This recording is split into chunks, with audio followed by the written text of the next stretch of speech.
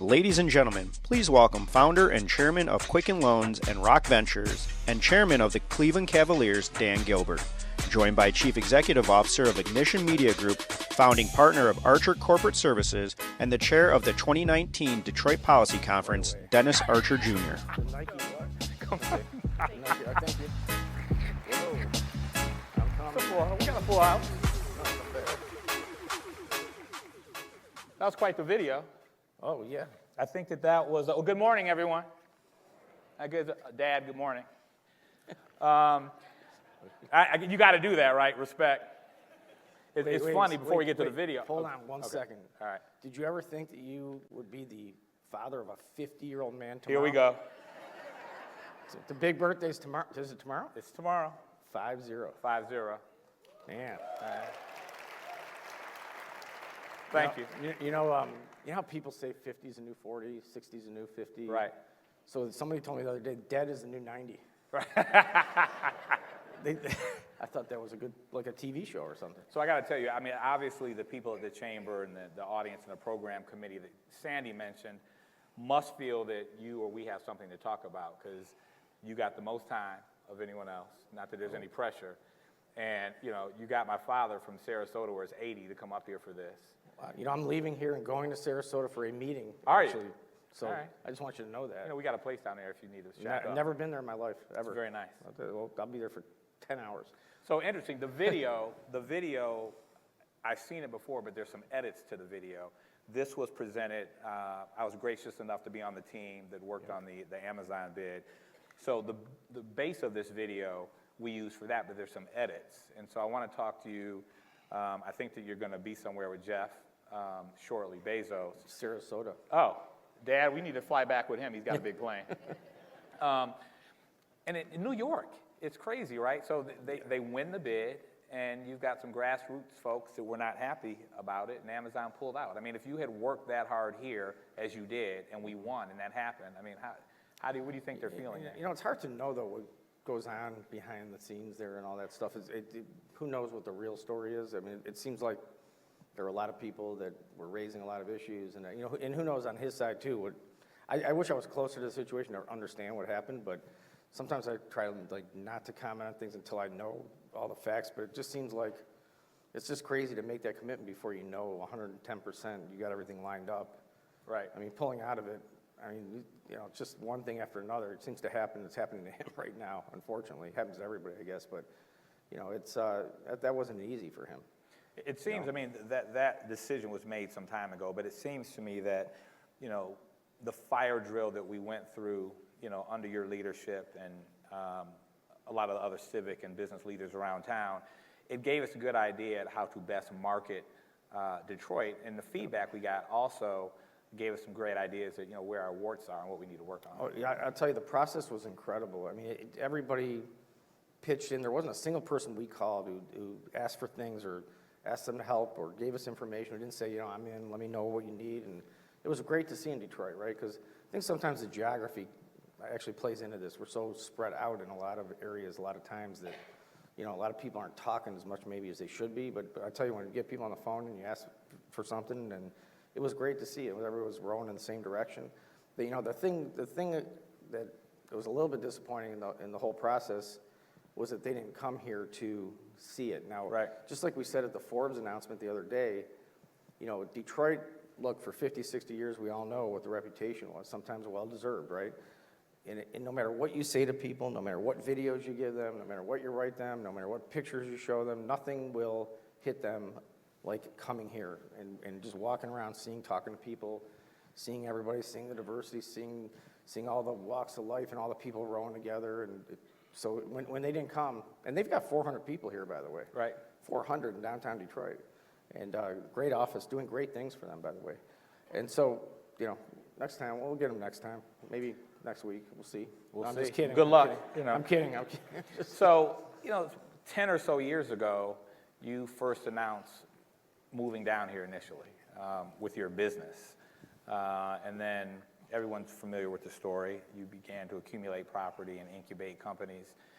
From when you first decided to move into downtown Detroit, 10 years later, looking at today, has it met your expectations, exceeded?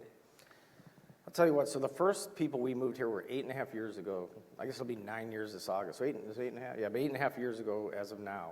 And that's right, we probably announced that we're first coming over a decade ago. And, you know, I was saying this to a group yesterday. It's always easier to look back than just look forward. And I try to remind people, go back to 8, 9, 10 years ago, and if somebody were to tell you that Detroit would be Detroit today, show you a time machine, show you everything that's happening, you probably, again, would have them committed to some kind of institution or something, right? Because nobody would believe it.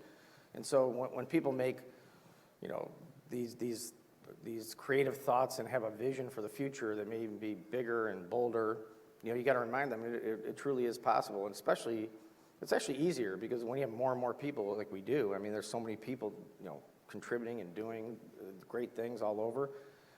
You can make a case that it's probably more of a chance that Detroit would be even further ahead, way further ahead 5, 10 years from now than it is now. So, you know, I did, and just your question on the expectation, you know, I always try not to look more than a couple of years out because there's so many variables and things that can happen in the world.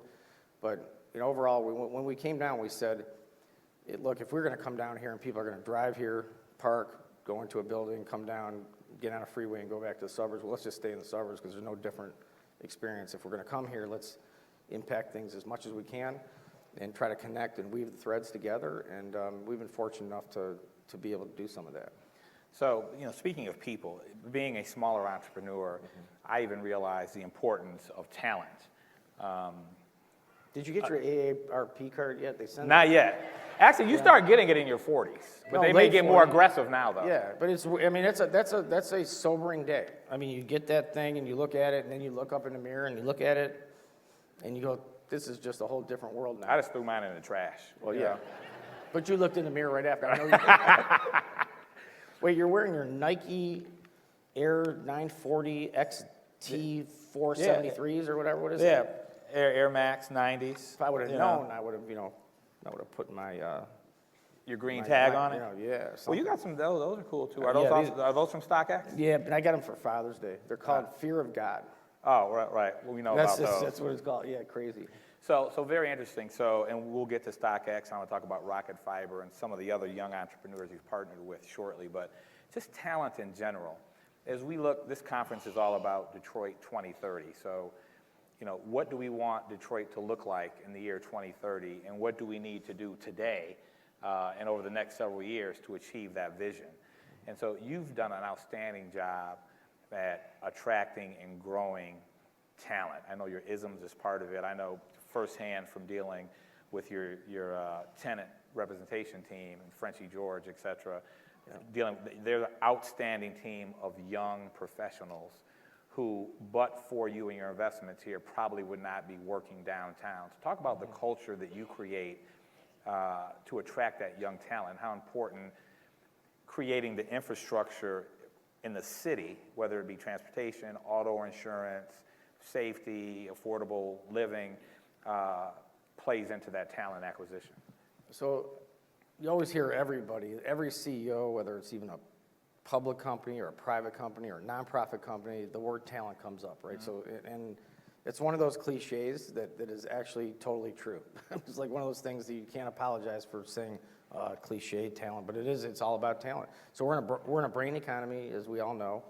It's talent, and the good news is that they're coming from everywhere right now. I mean, we are getting, I want to say, I keep saying, well, now that I have the 5 handle also in my age, you know, I can say kids, right, when you're talking about 20. Is that allowed? You're at 20s, right? I'm not saying kids yet. Well, you got tomorrow, you start saying kids. Right. Okay.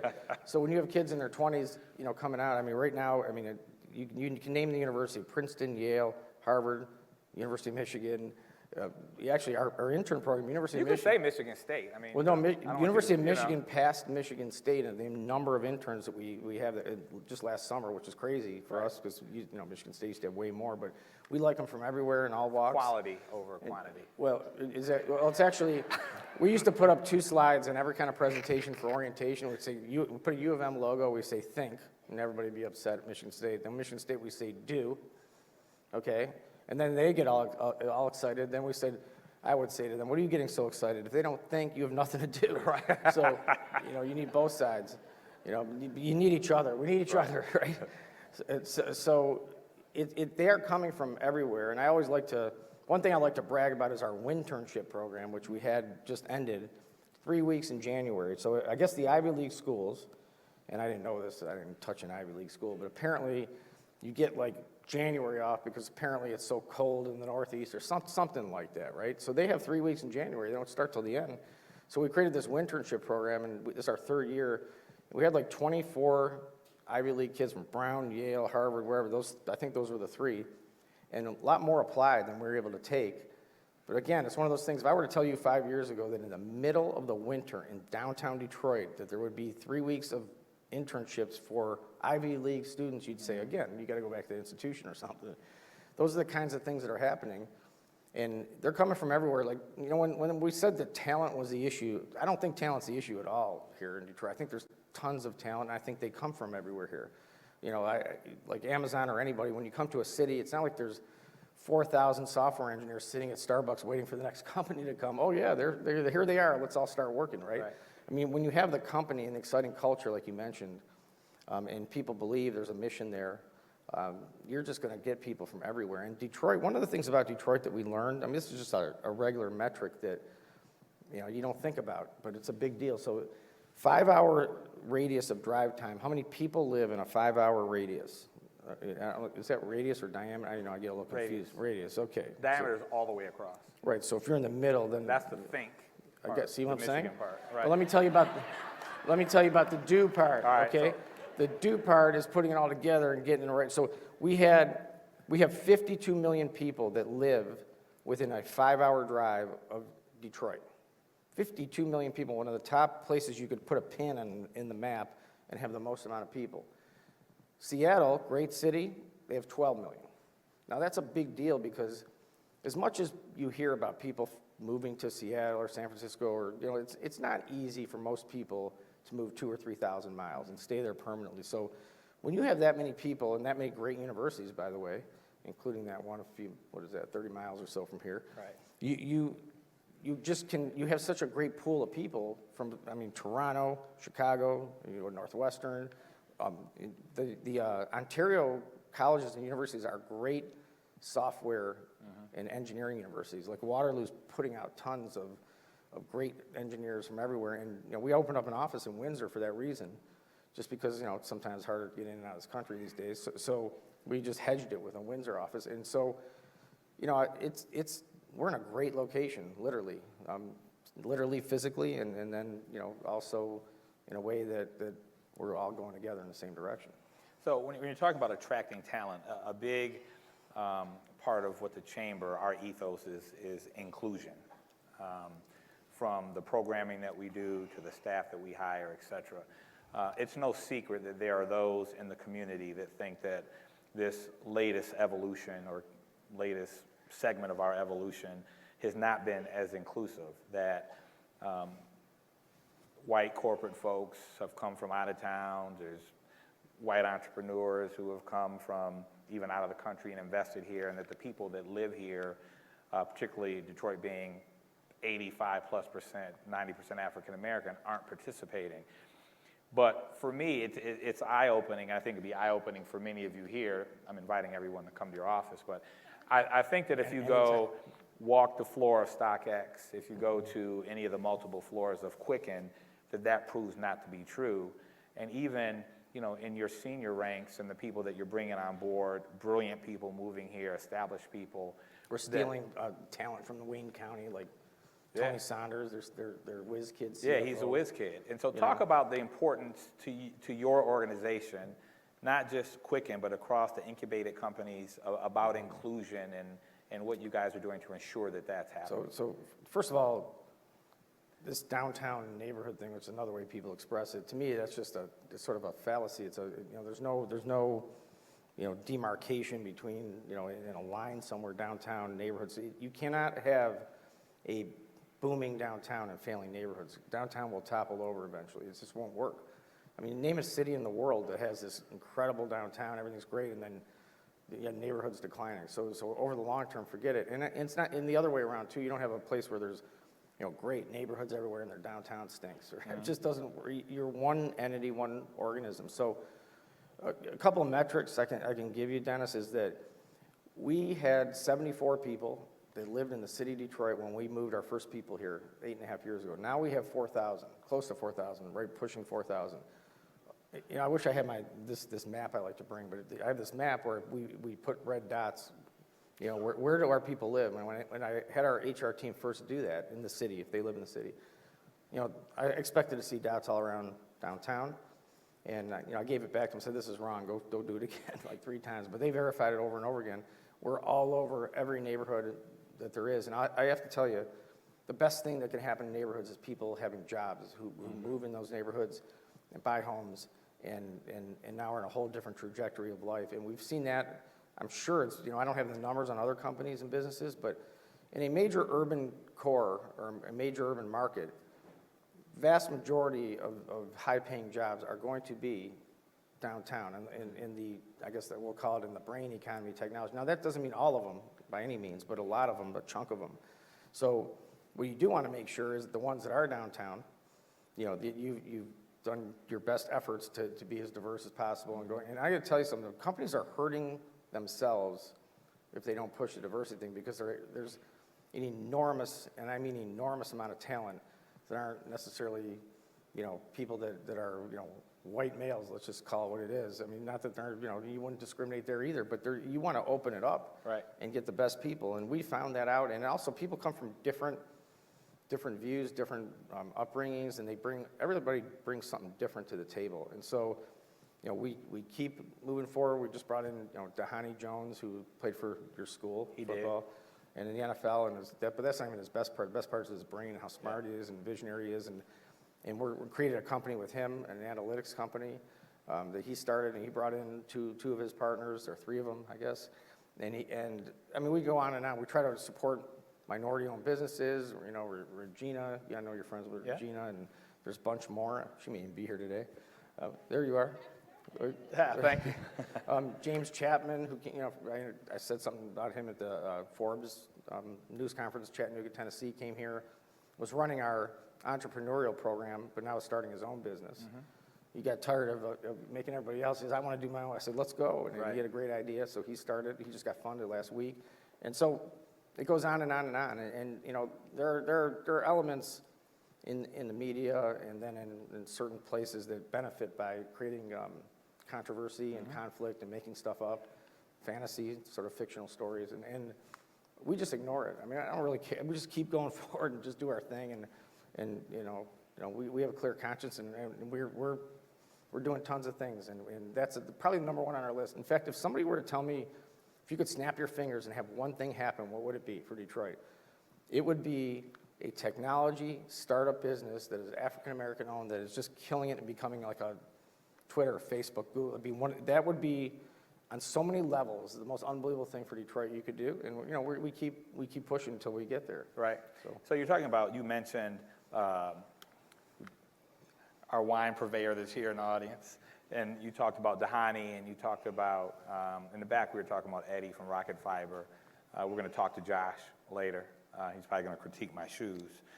But that's a tough critic, that guy. He's a tough critic. But by the way, he turned 41. He's still wearing a backwards cap, you know? Right. So I said, look, man, you at least he's going to be getting his ARP card soon. Yeah, he is. And I said, you got to start like moving it at least like to the side. 3 inches a year till you know, because by 45 you got to have the hat forward. You start losing credibility. People are going to, you know. What is the common core that you identified when you decided to either invest in or provide other assistance, or even, you know, to provide tenancy to those of us who are tenants? When you said, okay, I think they're going to make it, I think they got a good idea, what's the common core amongst these people? Well, there's a lot of people who make that decision in our organization, but I think philosophically, now this term changed over the years. My kids have been educating me on these words, so they have to be lit, right? Okay, but not lit in the way that I think some of the generation here understands lit, like not tequila lit or that lit. Right, definitely not. I'm just talking about like lit. Like they're just, there's something about it. There's an energy. They're not afraid to fail. That's the main thing. You know, you can't. there's a reason why, look, if you're smart, if you're a really smart person, you usually were in school, education-wise. You were smart in kindergarten, you were smart in grade school, middle school, high school, college. You never really failed. Now, there's a few exceptions. Some students sort of bloom late, but most of these sort of, Ivy League, U of M, they've been smart their whole lives, right? Now you get in the real world. I don't care if you're Albert Einstein or it doesn't matter. You're going to fail. Now, there's a reason why sometimes, somebody either was going to write a book, or maybe I dreamed about it or should write a book of why the A students sometimes are non-entrepreneur. They've done a lot of surveys and studies on this. A students are doing a lot of great things coming from universities, but they're less as a percentage entrepreneurial than maybe people from Michigan State. The reason is because us at Michigan State and others, we failed our whole lives. Okay? We don't really care. It's just, there's some truth to that. I see it in the people. Now it's not 100%, so don't misunderstand what I'm saying here. It's not 100% trends, but I see it. I see really smart people sometimes. They don't want to make a decision. They're afraid. I go, it's all right. Don't just give me your. You can fail, and I think that's an important thing to note if somebody happens to have really smart kids, which mine are okay, but they're not really. So so we're all B in the B range, right? So I just think that's a big thing, and I don't even know how I got on that exactly, but I'll go. The Common Core. If you look at Eddie from Rocket Fiber, you look at Josh. It's not so you got to be you got to be somewhat intelligent, but it's that street, and I look for that street and book smarts combination. If you're on one side or the other, I don't think you can make it in today's world as an entrepreneur. You have to have some book smarts, and you definitely have to have some street smarts. Because you got to be able to evolve, right? If you look at Regina, from, some people would say that you opened a little bit ahead of when you should have, but I've watched you with your programming and everything you've done at your wine shop constantly evolve with the programming, the different types of wine, and reaching out to partnership with me and others. And so I think the ability to adapt on the fly is important too. Do you need a couple cases for tomorrow's birthday, or If you're buying, yes, should put them on this tab, send them over. So I'll match a case if you, okay. Case for case. Wait, I want to say one other thing about entrepreneurs. The other thing that's emerged, we always have these emerging sort of philosophical things in our shop. We're talking about these things all the time. One thing that's emerged recently in the last year or two that we really, really notice when it comes to entrepreneurs, the ability to know what matters and what doesn't. Now, for people who are entrepreneurial and have had success, that may seem weird to you. Like, what do you mean everybody knows what matters? Not everybody knows what matters and doesn't. And having that ability, there's all these things coming at us all day long, all this information, technology's moving it faster and faster and faster, and the pipe's getting bigger and bigger and bigger. And the speed of the game, you have to keep up with it, which, by the way, is the name of my new podcast. We'll get to that later. I'm not going to try to take your interview. Can I be a guest? That was what I was going to ask you. I'm in. Okay. Yeah. And so it's about the speed of the game, and it's about being able to know, sort of looking at the information, knows what matters and what doesn't. You're not going to be 100%, but at least you've got a pretty good ability to do that. So, for me particularly, I can't remember the year, but I know that... That's what happens at 50. Yeah, here we go. Yeah. But Dad was in office, and it was agreed that the Hudson's building would finally go down, and I actually have, a 5-piece photographic set at my house with, from when he hit the button for the implosion and, all the dust until finally it was gone. And so for me, who used to go to Hudson's to see Santa Claus a long time ago, obviously, yep. I'm very excited to see not only what you're going to do there, but also on the Monroe block, because it's across the street from the restaurant, so that means, more patrons for us. Talk a little bit. Can you fit any more in there? We'll make room. Okay. You got some space next door I may be talking to you about. Yeah, the lease rate's up a little bit. I'm sure, right. But talk to us about, I don't know if it was you or your team or who came up with the term transformational, but, those, given the largesse of both of those projects, what has happened over the past several years with your investments and others has been over time transformational. But these two projects going at the same time are like taking transformational to another level. Talk about what you think the impact of those two projects are going to have. So we hope it's a lot. The impact, these two are the most important developments that we're involved with by miles right now. And we hope they are transformational. Now, believe it or not, you know, we're sort of, again, we're an entrepreneurial company, so as this stuff is being built, it's not like this thing is completely 100% designed in the interior, every single thing, and, you know, we went, right? Now, we have most of the engineering design done, but from uses standpoint, and the tenants we're talking about, that's an ongoing thing. The good news is there's significant demand on both right now, and you know it's a combination of residential, commercial office space, conference center. One of the things that, those of you who try to have a meeting here in Detroit, like Cobo is booked from like here, or is it Cobo still, or TCF, or whatever? Cobo for now. Okay, so it's like from here till 2051, you can't even get like a Tuesday in June in 2040. I can't get some space. I mean, that's the kind of job they've done over there. And so we are out of conference center space. And by no means do we want to have Hudson's compete with Cobo. It's a whole different kind of convention space and all that. But there's a huge need, for businesses locally and for bringing in sort of these meetings, these conference meetings. And so we want to accommodate that in there, in the Hudson side. And, you know, to some way, shape, or form. I mean, literally, I'm talking about like 100 people, 80 people, 20 people, right. 40 people, 70, you know, that kind of thing. And in our spaces, believe it or not, as much space as we have here, that's a very difficult thing for us internally. We just can't, you know, I go, what do you mean? Where are we going to do it? We're coming over here to our competitor to Greektown. No, I'm just kidding, but not really. And we're coming here because they've got some great facilities here at times. So, you know, that's part of it, and we're hoping there's a few other things we haven't announced yet that'll be part of it. Some hopefully high-profile tenants, you know, that you've heard, and it'll give Detroit the confidence when these things are done that, you know, we can create new and really build and develop. Because I think a city, you know, it's one thing to rehabilitate the properties, and we're full, right? So Midtown, downtown. I mean, if you have a tenant right now who wants 100,000 square feet of office, 50,000 feet, we've got nowhere for them. No, that's when you think about that, how crazy it is. Residential, there's waiting lists everywhere. Right. And there's a lot of people doing a lot more residential than we are right now everywhere, which is great because the supply is needed. But, you know, that's when those things get up, and these things are complex projects. I mean, the underground at Hudson's taking down a 7-story concrete below-grade garage, and then the utilities and the foundation to try to go up as high as we're going that's why it's been over a year, and we're still underground. I mean, it's massive. So, you know, got to be a little patient on how long these things take, but we are taking our time and to make sure they're the right thing and beautiful. And we sit around tables sometimes, and when we're making this, I go, remember, this is a 70-year decision. You know, let's not worry about 2 weeks difference, and it's a 70-year or maybe more. So you got to get it right. Thanks, Wendy. You know, so, you know, we've been chatting up here. We can be here all day. You left your questions? No, these are from the audience, Dan. Oh, geez. You know. I go, really, 50s come early for you. I know. So there are cards on the center of everyone's table, and so if you want to, there are people in the audience from the chamber if you want to give some questions. Let me see.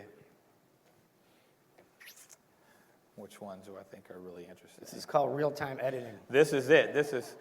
What about elementary and middle schools, high schools for kids that live within the city of Detroit? And I think the question is, and it's people that live, so I think let me rephrase it, and thank you it's a very important question for whomever this came from. So a lot of people that you have, when you come look at all your businesses, they're coming into the businesses younger. And so people are getting married maybe a little bit later, so they may have a runway in terms of getting into the workplace, establishing a career, finding a life partner, and then ultimately getting married and having kids, at which point they need schools. And so you've been pretty vocal about a couple of things, auto insurance, but you know, schools as well.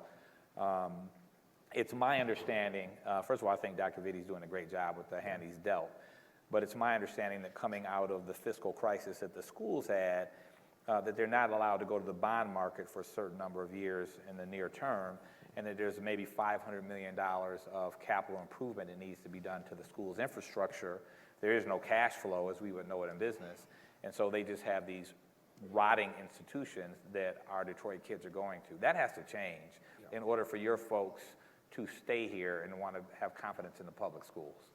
So now you're hitting on, you know, that's like the bullseye issue, the most important issue. That's certainly no genius revelation here. That everybody's known this for years and decades. You pick up a newspaper, I don't know about a newspaper, go online. I happen to come across, sometimes I go down the rabbit hole. You know, I'm sure some of you would know, you go down a rabbit hole, YouTube. Then I'm into the quantum physics stuff for 3 hours, and it's 3 in the morning, and I got to come back up. On the way back up, you see the article. So let's check out education back in the 70s, 60s, 80s in Detroit. And I started looking at some articles. It's the same words, almost word. You almost going to match word for word, which is crazy. Now, I do think that it seems to me that there is a, I don't know, more importance, emphasis. That it seems like we have the right people when it comes to DPS moving forward. It finally feels like, I don't know, there's momentum and people are talking, thinking, and things are happening. Now, I don't know, again, I'm not that close to the day-to-day of DPS and others. I know there's a lot of people in the city heavily involved. I mean, we're trying, our part from a business standpoint is that, so we bumped into some 14-year-olds, I forgot where it was, and they were in a neighborhood, I guess, in Detroit, and we were doing something else there, and I asked them, hey, have you guys been downtown? And something like 35% of these kids, there were probably 20 of them, 25 of them, so 8 or 9, told me point blank, they were 13 or 14 years old, they had never been to downtown Detroit, they lived like 4 miles away. So, I mean, that's the craziest thing I've ever heard in my life. Then we went and we verified it. So we now take every single 6th grader throughout the year through downtown for a day. We do a whole thing and make sure they see it, they know the opportunity. They've got the craziness of not having kids who live right in Detroit here to know what's going on here and know that they can be a part of this, you know, stay in school, you know, get your education, do the right things here, and we're here. We're not just, when I say we, I mean the whole business community everywhere, you know, and that's a big thing. It's very enlightening to see that and watch that and talk to them. And I know there's other businesses doing similar things. We have a mentorship program that we assign a person for the whole school year. I forgot how many, maybe there's a couple thousand kids, or maybe it's 1,000. I don't know. The one-on-one relationships for the year, help them tutor, goes on and on and on. And so I think that there's so much that businesses can do that aren't even necessarily going to cost you anything. Right. Like we sent in 300 people on a rotating basis for a year because Detroit Public Schools, after the bankruptcy, Detroit, and that time frame, they couldn't verify somebody who did graduate. You know how you get a job, you got to verify your high school diploma. They couldn't do it. So it was basically an acre of cabinets of diplomas. So we created a program, scanned everything in, and rotated our people in there. Now, people could say, oh, well, that really did cost you. All those people who were spending all these hours, they figure out how to make up their work. It doesn't cost you anything. I mean, you want to use a spreadsheet, that's a faulty thing, right? Their hours, what you paid them, it's not really true. Right. So if you're a business that has people, any amount of people, 5, 10, 150, 1,000, 2,000, whatever it is, the amount of things that you could get done, it almost exceeds what kind of capital money you give. And I think education, look, there's 4 areas. We've said this, and most people know this, right? There's blight, there's safety, there's jobs, and there's education. I think the first 3 are, you know, well on their way to the right side. Education, I think, is coming out of the gate now, and you probably say, if you look back 5 years ago, it's probably better now. Is it miles and miles to go? Beyond miles, but that's the last one that we really need, and that's probably the most important one now that the other 3 are, at least we're seeing major impact. And I don't want you to misunderstand thinking that I think that everything is rosy and great on the other 3. They're not, it's not where it needs to be, but we're way ahead. And so now the education thing, and there's a lot of great people in the city and in the state focused on it. So, you know, I know firsthand that it can be 5 or 6 in the morning, or it could be 2 in the morning, and you will fire off a text or email, and you will respond to them as well. So I'm assuming you don't have a lot of time to do things like play golf. However, you've made a significant investment in being very supportive of the Rocket Mortgage Classic. You want to talk about that? Yeah, so that's good. You know, I used to play golf way back in the day, and then when you realize that it's not a thing you can try harder at and get better. I mean, you know, like the more, it really is all you probably know if you golf, how frustrating it is. So, yeah, we Jay Farner is the CEO of Quicken Loans. We sponsored, he went ahead and sponsored the tournament in Washington, D.C. as one of our marketing things that we do, because that was the one the PGA had. And then we've been trying very, very hard for those 5 years to move it. I don't know if it's move it even, but do another one in Detroit. They ended up, in essence, sort of moving it. So between the U.S. Open and the British Open, almost right in between is a weekend in late June, I believe, or mid-June. My Andrea, who does some of our PR, told me, here's the dates, and I said, she goes, you want me to put it on a card? I go, no, I'll remember the dates, no problem. I go, but it's in June, okay? And so it's the first PGA a sanctioned major golf tournament in the city of Detroit ever. We think we're going to have the top golfers there, and Ricky Fowler's our guy. We think he'll be there. We're working on who. All right. Who we think we got a good, I don't want to jinx it, but two syllables in the first name, one syllable in the second name. Right. His last name has to do with certain kind of clubs. Right. Okay. Kind of my complexion. Like Woods. Yeah. Yeah, he's multicultural, I think, Right. they say. So that guy, Right. we're working on him. But it's going to be, we're also trying to get, now that's something, golf is not typically, going back to your other subject. Yeah. I mean, if you wanted to imitate somebody who, Bob, what time are we going golfing? Like that kind of thing. Right. So I think getting African Americans in their city involved in this in a big, big way. So we're trying to get the neighborhoods around there, and there's a lot of great ideas, a lot of things happening. The state's helping, the city, everybody's business community, everybody. So the regional chamber of commerce, everybody's involved in some way, shape, or form, and it's going to really be a spectacle. Thanks, Wendy. So we've got about 5 minutes left, and I just want you to know that I get a little nervous when people come up, bringing those cards. Like, I got you. You never know. That's why they give it to me first. Okay, I got you. you. All right, man. We were at the week of the auto show. We were at Sandy Pierce's dinner, and we walked out and chatted for a little bit. Yeah. And, I forgot the exact context, but we started talking about philanthropy. Mm-hmm. And you made the comment, you can't take it to the grave. I think, when people see all that you're doing, and you're very successful, so all of what you do and your purported net worth, people can Google it. The Forbes people come out with this list every year. I don't know how they come out with these lists, because I have no clue. I don't like, people, you don't really know, I've got this. You don't balance your checkbook? I don't even want to look at the credit card statements, because I don't want to get, depressed on things, so no, I don't. But, look, in all seriousness, you have done extraordinarily well for yourself, and people that don't look beyond the surface would think that you're doing that for, just to grow your net worth to amass a fortune. I'm sorry, doing what? In Detroit stuff, you mean? In general. Oh, in general? Just Yeah, in general. yeah. And so, but anyone that investigates further, they'll see that you've, taken the Warren Buffett pledge, and that you are very involved philanthropically. You have your event at Cobo Hall every year that raises millions of dollars for a charity close to you and Jennifer.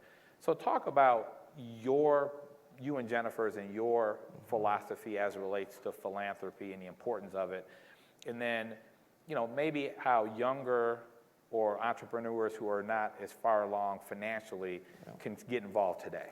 First of all, I will tell you, and I know this again sounds a little cliche, but it is way more fun and, I don't know, how do I say the word, satisfying, giving away money than making money.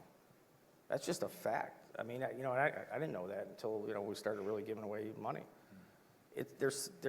So if, even in people's self-interest, I guess, right?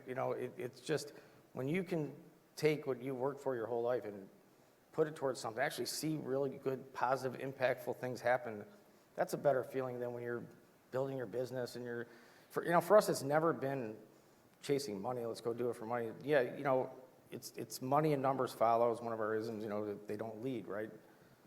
Ironically, the wealthier people in the world, if you talk to most, unless you're inheriting it or something, which is a whole other discussion, but when you interview people, like whether it's business people, whether it's athletes, whether it's artists, whether it's anybody, say, so why did you do what you did?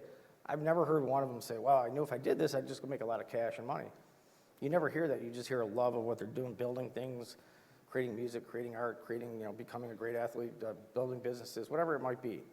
So it was never, at least for us, that wasn't, it just wasn't the goals. I mean, it was, let's create great stuff, and that's a byproduct.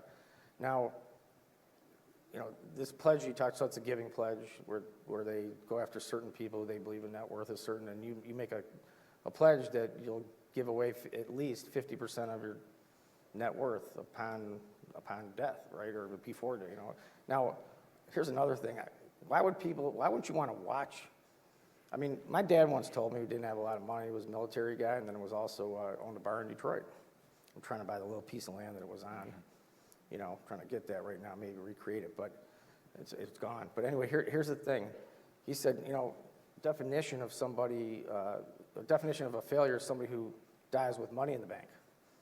He told me that when I was like 9. I go, what do you mean? He goes, why would you not want to? So, you know, if you think about it, why not take that and impact things, you know, positively impact things as much as you can and watch it while you're alive. Now, I know it's sometimes impossible to do all that, but man, the stuff that you can get done, it's not just money. You have to have smart people that know how to, you know, put the contributions in the right places that have the most impact.